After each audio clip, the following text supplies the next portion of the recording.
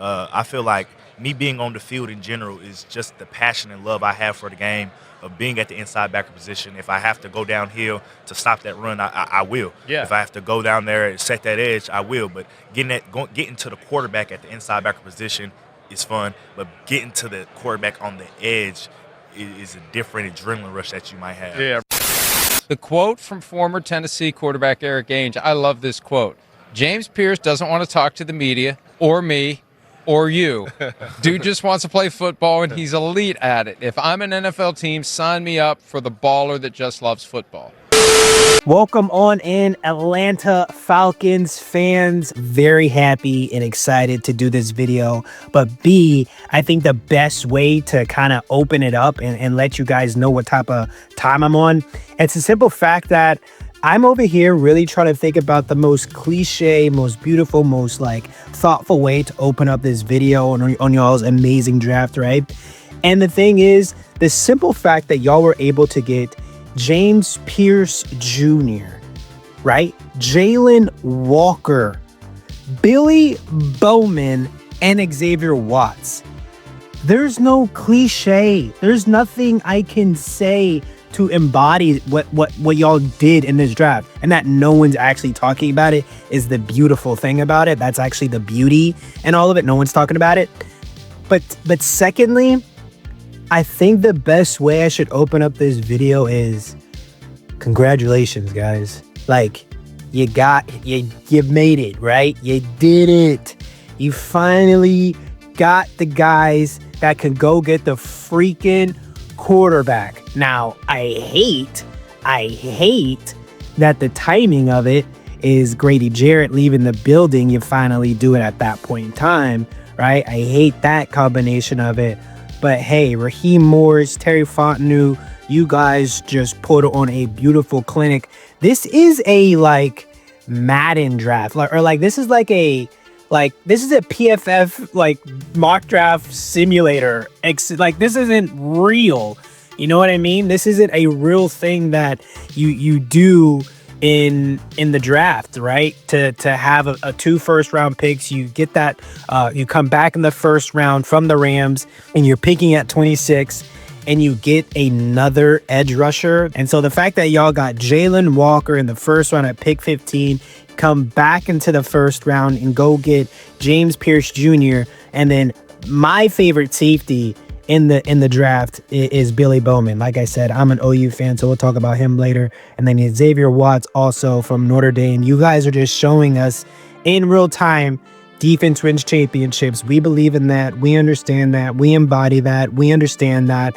And we lost the Super Bowl once upon a time because the defense allowed a GOAT to enter back into his barn, if you guys understand what I'm saying.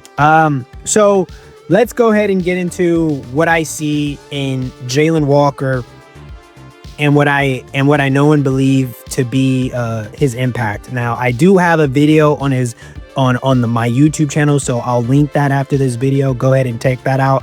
I'll do the same for James Pierce Jr. So the first thing about Jaylen Walker that I will say with an impact that you're going to see in year one is offensive coordinators, offensive line coaches, personnel. They're not going to know truly or understand his impact within the first season. They're not going to get it. They're not going to understand it. First of all, I don't think he should have been a 15 overall pick. I think he should have been picked by the Jaguars no later than where they picked. This is absolutely crazy. They all got him at 15. He's an east to west type of linebacker. He has incredible speed, incredible long arms. You don't really know how effectively best to use him, whether it is as a stand-up linebacker or it is as a full-time pass rusher. The beauty is that he can do both of them at a high clip, at a very high rate. The aggression is there. The ability to communicate is there. Incredible bend for a big pass rusher as he is, for as big as he is. He has incredible bend, incredible athleticism, incredible flexibility, incredible strength, incredible balance. He just runs and dives at the quarterback. He does anything and everything to get to the ball. And he comes with that Georgia mentality, which you need. That's what you need for James Pierce Jr., who we'll talk about next, right? James Pierce Jr. needs to be in a culture where a player like Jaylen Walker is going to be a leader of, where you could make him stay in the state of Georgia, right? Where he has his family, he has everything, he gets to stay comfortable, and he gets to bring in that Georgia University mentality to the Atlanta Falcons, which they need. And I think that's why Raheem Morris got him, is because he knows and understands that is what Jaylen Walker will do and can do. This is a culture-changing type of player, guys. This is a guys where I don't know if you guys have a ring of honor or anything like that, but it will be a ring of honor or ideal. And if he can be used properly, if he can really hit off James Pierce Jr. You guys remember Dwight Freeney, Robert Mathis back in the day for the Indianapolis Colts? Yo, what are we talking about? Like, honestly, this can hit. Like, if both of these guys hit, and we'll get on James Pierce Jr. right now, this thing can go into history. I mean, whoever Terry Fontenot is, like, he is going to get Howie Roseman type of love in the near future. Now, like I said, I have also a film breakdown on James Pierce Jr. I'll link that in the description as well. James Pierce Jr., his whole thing was his attitude, right? There were so many reports about his attitude and how he was this type of player and that type of player. I heard from his quarterback's mouth that he just doesn't like doing interviews, that he is just a player that in the locker room, everyone loved him, but he's just not a guy that's very outgoing. That's what the quarterback had said. I don't know what all these reports were about character this, character that. I understand you're going to read what you read. At the end of the day, this dude is a animal, a freak of nature. The fact that you guys were able to get him to play off with Jaylen Walker, guys, this could have happened in real life. Like, James Pierce Jr. could have played at Georgia, or Jaylen Walker could have played at Tennessee, and they would have been wreaking havoc. They would have been the scariest duo in college football.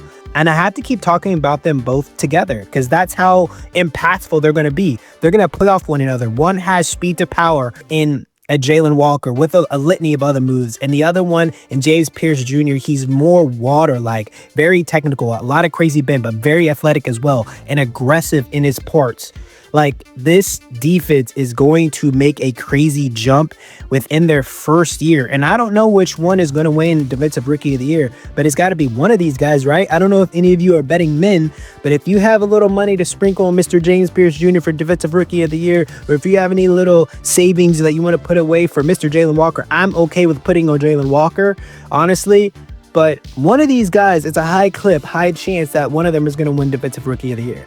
Like, their opportunity, if the defensive coordinator could put them in great positions to be successful and have their gifts shown every single play, don't get cute with it. Don't get cute with it. If Jaylen Walker is a better edge rusher, you put him on the edge. If James Pierce Jr. is doing great things in the edge department to where Jaylen Walker could play stand-up linebacker, you let him stand up. Because he can blitz, he can go still in the box, he can do things on the line, everything's going to be great in that fashion. Now we got to get to my favorite player, Billy freaking Bowman, baby. All right, so the best way I can really describe how good Billy Bowman is, and y'all are going to understand me. If you know football, you'll understand me. He's that light-skinned dude that can just play any sport. You know what I mean? That light-skinned kid that had that 8-pack when they were like 8 years old, and you're like, wait, what is this? And he is just good at every single sport. That is what Billy Bowman Jr. is. Once again, I'm an OU. Like, he loves collision. He loves the impact of collision. You guys go look up in 2023 against Texas. He obliterates Jatavion Sanders, the tight end for Texas. Obliterates him, and they were able to acquire an interception. He is all about aggression. He's all about getting his hands to the ball. He's very much like Jesse Bates.